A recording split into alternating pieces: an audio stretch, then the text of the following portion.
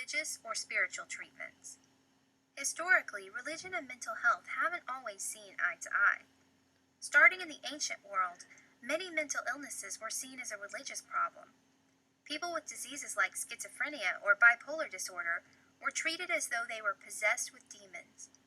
Exorcisms and other religious rites were given to try to cure the person of the disease by ridding them of the demons inside of them.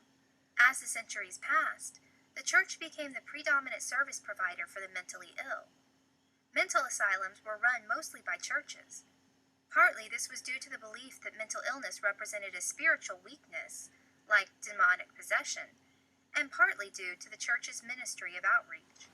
But then, in the second half of the 19th century, new movements in both psychiatry and psychoanalysis led to the view that religion and mental illness should be separated from each other.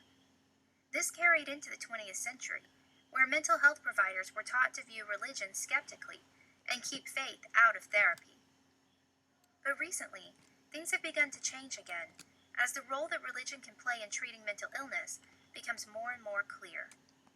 Religious therapy is not that different from traditional therapy in most respects. It usually involves either a single person or a group talking to a psychologist. The psychologist might offer insights or tools to help the patient work through their problems. But religious therapy is also rooted in the religious beliefs of the patient. For example, if Andy is a devoted Christian, his therapist might offer him support through both traditional therapy means and also through Christian means, such as prayers or devotionals. Even having a therapist reaffirm his beliefs by telling him that Jesus will give him strength to get through the anxiety and depression can make a big difference to someone like Andy.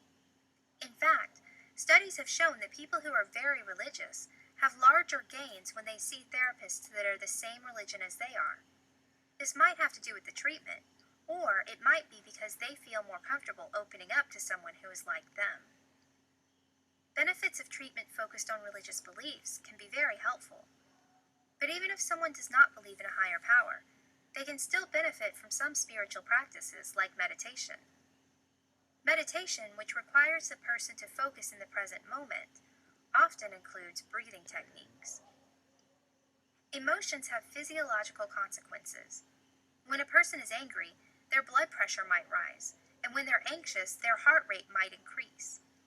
Meditation and breathing techniques help regulate this physiological response of the body, and therefore can help with certain mental health issues. Let's go back to Andy for a moment. He's feeling really anxious. Whenever he tries to leave his house, his heart races and his breathing gets shallow. He feels like he might have a heart attack and die. But imagine if Andy could close his eyes and take a few deep breaths.